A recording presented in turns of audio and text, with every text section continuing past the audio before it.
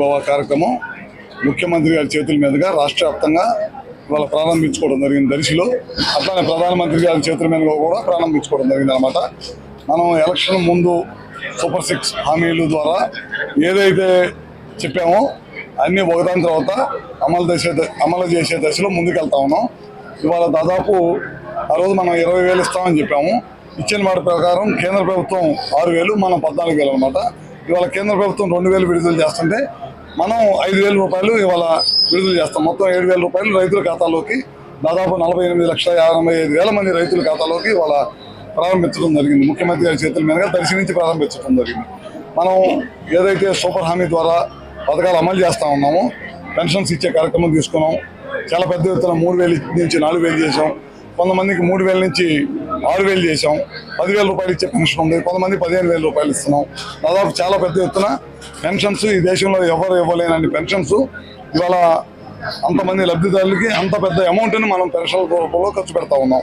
అదేవిధంగా మనం పిల్లలకి చదువుకోవడానికి దాదాపు 10,000 కోట్ల రూపాయలు ఒకే రోజు తల్లుల ఖాతాలో వేసాం. మనం దాదాపు ఒకరున్నా, ఇద్దరున్నా, ముగ్గురున్నా, నలుగురున్నా, ఎంతమంది పిల్లలు ఉంటే ఏదైతే చెప్పామో ఆ కార్యక్రమాలు అన్ని కూడా చేసుకుంటూ వెళ్తున్నాం. జగన్మోహన్ రెడ్డి గారు అప్పుడే సంవత్సరం తిరగకముందే బయటకు వచ్చాడు. బయటకు వచ్చి వాళ్ళ ప్రజలందరినీ, వాళ్ళ జనాన్ని, వాళ్ళ కార్యకర్తలని రెచ్చగొడతా ఉన్నాడు. ఈ ప్రభుత్వం ఏం చేయలేదు. ఆయన అన్ని సత్యదూరమైన మాటలు ప్రజల్లోకి తీసుకెళ్లి ప్రజల్ని కన్ఫ్యూజ్ చేసే కార్యక్రమంలో నిమగ్నమై ఉన్నాడు అన్నమాట. ఎందుకని గెలిచిన 5 సంవత్సరాలు 2 పిల్లలకు డబ్బులు ఇస్తారని చెప్పి ఒకరికే ఇచ్చాడు. రైతులకి దాదాపు 12,000 రూపాయలు వేస్తా అన్నాడు.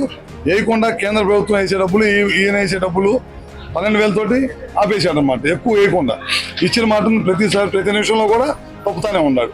మనం ఇచ్చిన మాట ప్రకారం ఏది కూడా తూచా తప్పకుండా అన్ని కార్యక్రమాలు చేస్తుంటే మనమేనా ప్రజల్లో తప్పుడు ప్రచారం తీసుకెళ్లే కార్యక్రమాన్ని జగన్మోహన్ రెడ్డి చేస్తున్నాడు. తిప్పి కొట్టాల్సిన అవసరం తెలుగుదేశం పార్టీ నాయకులు, కార్యకర్తల మీద ఉంది.